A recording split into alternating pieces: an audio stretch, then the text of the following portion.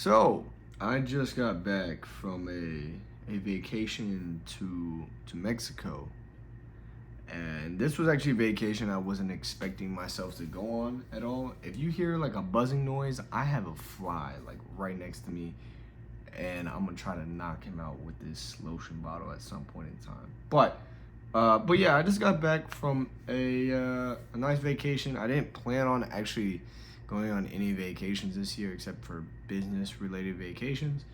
Um, but it was nice. It was nice. And the thing about me is I can't help but to not meet a stranger. And on this vacation, I was on a cruise. And on this cruise, it was actually it was a blessing. I got to meet so many people. The only thing I'm mad that I didn't do on this trip was take photos with all the people I met, because I met so many people that I had people calling my name and waving to me that I couldn't remember if I like met them or not. And keep in mind, like, I'm not saying this because like I don't drink and I don't smoke, right? So like there was no way for me not to know them. Like, I personally met them, and I would have people waving to me, like saying hello to me, and I was like, I don't like I don't know if I met them. Like, I remember meeting them, like their face looks familiar, but I don't know where I met them. That's how many people I was meeting each and every single day. But it was a blessing because I got to meet so many different people, and the way they think and the way they operate, and where they're from, what they do, and all these amazing things. And one thing that I found very interesting that I guess recognized while I was on the trip, and it was that there are some people in this life that only learn the hard way. They only learn when it gets to the point where it's almost no return. And I found this very interesting because I understand that you can make so much more progress in life, and you can become such a better person in life, just throughout life overall, for as long as you continue to press towards better. And you can limit that time in becoming, or not limit, you can decrease that time by learning from other people and other people's mistakes. And I found this so crazy to me that some people will go to the extent of not listening to other people. Now, I'm not saying you don't have to listen to every single person, because at the end of the day, you do need to make your own decisions. But for some reason, I just found it so crazy that some people have to go through so much pain and so much hardship to the point where there's almost no return for them to finally say, okay, something needs to change. And I found that very interesting, because there are some people right now probably watching this video who are going through that. Like, you're not making any progress, and you have become so content and habitual within the routine you're in. And even though it's not good for you, you continue to do it because you think that if you try to change, it will get worse. But the reality is it can't get worse with where you're at right now. It can't get worse if you try to do something that will benefit your life. Because regardless of whether or not it works out, like, you'd still be back in the same position. So why not give something a shot, something new to try for you to do better? And I just found this so interesting, because I personally tried to reflect upon myself, where I was like, when did I get to a point to where it got so bad that I had to change?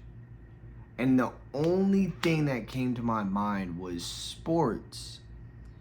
And it was when I was going into my sophomore college season of football, and I had, and within a matter of 4 months, I pulled both my hamstrings and sprained my ankle.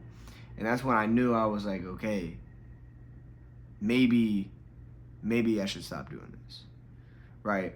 And it's interesting because like that dynamic is a lot different, right? It's a lot different when you're experiencing something for so long and then have to change and pivot, compared to doing something and people telling you you should be doing something different. Even those who are like have gone on that path you were like you're going down, or maybe more successful than you, and giving you this advice and telling you you should pivot from this, or you should try this, or you don't need to be doing, like, they're giving you the advice and you're not taking it. With me, that wasn't the case. Like, I didn't have people telling me like you shouldn't do sports. Like, I never had that. Like, this was just something that I think, honest to God, I think this was just something God was like, hey, you don't need to be doing this anymore. You need to pivot. But that's the only thing. And it wasn't even like something like people were telling me that I need to stop doing. It was more so a decision that was made by me, and I think was a great pivotal point by God in leading me in the right direction, what I need to do in my life.